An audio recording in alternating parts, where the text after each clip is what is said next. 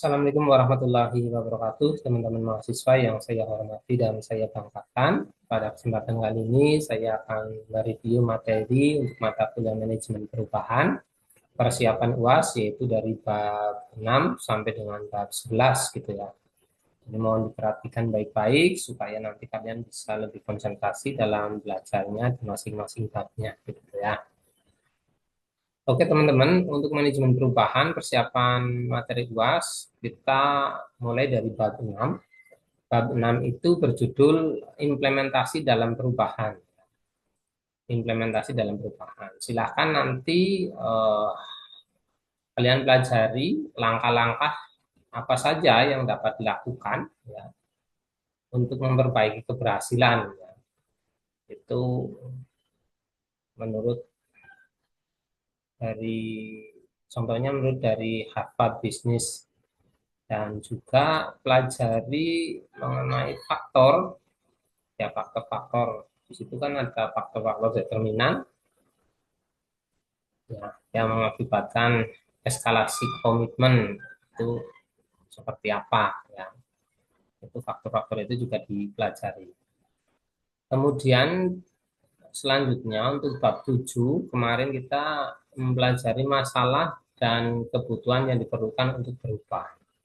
Bab 7 itu mempelajari masalah dan kebutuhan yang diperlukan untuk berubah. Itu silahkan nanti di bab 7 pelajari hal-hal ya, yang menyebabkan terjadinya penolakan individu, ya, itu seperti apa. Ya, itu kan masalah perubahan itu banyak ya, penolakan individu itu seperti apa asalnya, kemudian juga dipelajari penolakan ya, atau sumber-sumber penolakan dari sebuah organisasi untuk melakukan apa namanya perubahan itu seperti apa gitu ya. Itu bab 7 ya. Kemudian di bab 8 kemarin kita mempelajari mengenai kesiapan dalam mengorganisasi manajemen perubahan. Persiapan dalam mengorganisasi manajemen perubahan. Silakan kalian pelajari di bab 8 ini mengenai hal yang harus dipersiapkan dalam mengorganisasi manajemen perubahan itu apa saja. Ya. Kemudian juga ya, itu kan ada ya, hal-hal yang harus dipersiapkan ya dalam mengorganisasi manajemen perubahan seperti apa, silahkan itu dipelajari ya. Kemudian bab 8 sudah tadi, kemudian bab 9. Bab 9 kemarin kita pelajari tentang kompetensi yang harus dikuasai agar manajer dikuasai manajer untuk menghadapi perubahan. Kompetensi-kompetensi yang harus dikuasai manajer untuk menghadapi perubahan.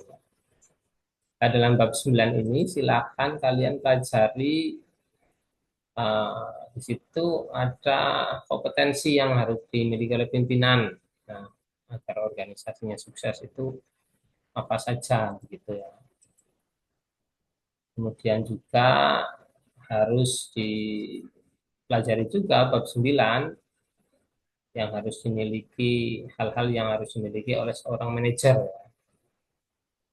itu dalam pengelolaan tenaga kerjanya, stafnya gitu apa saja gitu ya. Itu bab 9.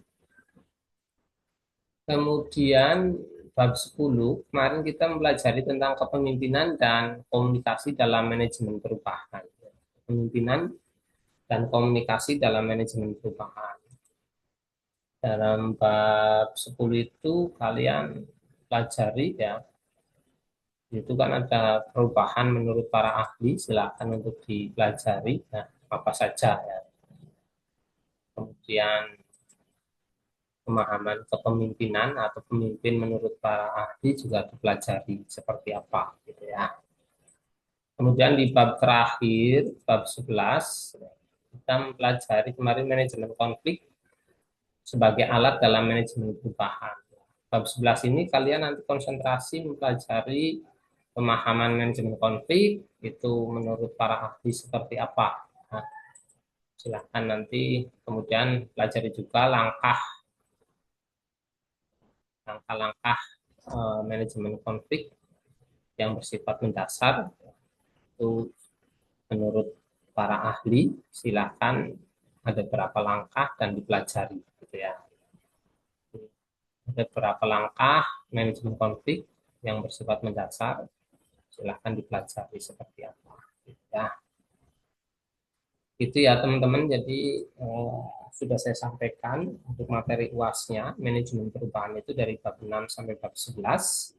Kalian konsentrasi pada apa yang tadi telah saya sampaikan, pelajari dengan baik supaya nanti nilainya juga baik begitu ya.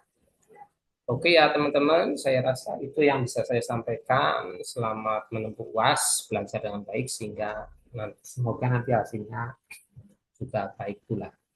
Terima kasih, saya akhiri. Bila kita Wassalamualaikum warahmatullahi wabarakatuh.